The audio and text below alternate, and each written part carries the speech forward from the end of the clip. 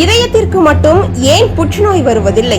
காரணம் கேட்க கேட்க ஒரே வியப்புதான். நம்ம உடம்புல பல உறுப்புகளுக்கு புற்றுநோய் வருதுன்னு அடிக்கடி கேட்கிறோம். நுரையீரல், மார்பு, வயிறு, குடல், கருப்பைன்னு பட்டியல் நீளமா போயிடும். ஆனா இத்தனை முக்கியமான இதயத்துக்கு மட்டும் ஏன் புற்றுநோய் வரதில்லைன்னு யாராவது யோசிச்சிருக்கீங்களா?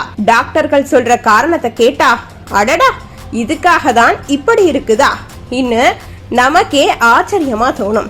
மருத்துவ நிபுணர்கள் கூறுவதாவது, இதய செல்கள் மற்ற உறுப்புகளின் செல்களை போல அடிக்கடி பிரிவதில்லை. பொதுவாக புற்றுநோய் செல்கள் வேகமாக வளர்ந்து கட்டுப்பாடில்லாமல் பெருகும் போதுதான் நோய் உருவாகிறது. ஆனால் இதய செல்கள் மிகவும் மெதுவாக மட்டுமே வளர்வதால் அதில் புற்றுநோய் உருவாகும் வாய்ப்பு குறைவாக இருக்கிறது. மேலும் இதயம் எப்போதும் ரத்தத்தை வேகமாக பம்ப் செய்து கொண்டே இருப்பதால் அதில் தீங்கான செல்கள் நீண்ட நேரம் தங்க முடியாது. தொடர்ந்து ரத்த ஓட்டம் நடப்பதால் பாதிக்கப்பட்ட செல்கள் விரைவாக அழிக்கப்படுகின்றன எனவும் மருத்துவர்கள் விளக்குகின்றனர். இதயத்தில் ஆக்சிஜன் அளவு அதிகமாக இருப்பதும் இன்னொரு முக்கிய காரணம். புற்றுநோய் செல்கள் பெரும்பாலும் குறைந்த ஆக்சிஜன் உள்ள இடங்களில் அதிகமாக வளரக்கூடிய தன்மை கொண்டவை.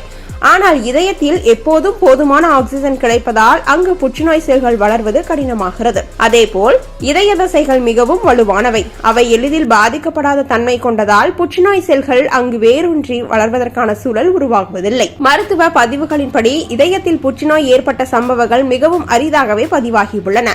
அவையும் பெரும்பாலும் வேறு உறுப்புகளில் இருந்து பரவிய புற்றுநோய் காரணமாகவே ஏற்படுகின்றன. இதயத்தில் நேரடியாக உருவாகும் புற்றுநோய் என்பது மிக மிக அபூர்வமானது. இந்த காரணங்களால் தான் இதயம் மனித உடலில் புற்றுநோயிலிருந்து அதிகமாக பாதுகாக்கப்பட்ட ஒரு உறுப்பாக கருதப்படுகிறது.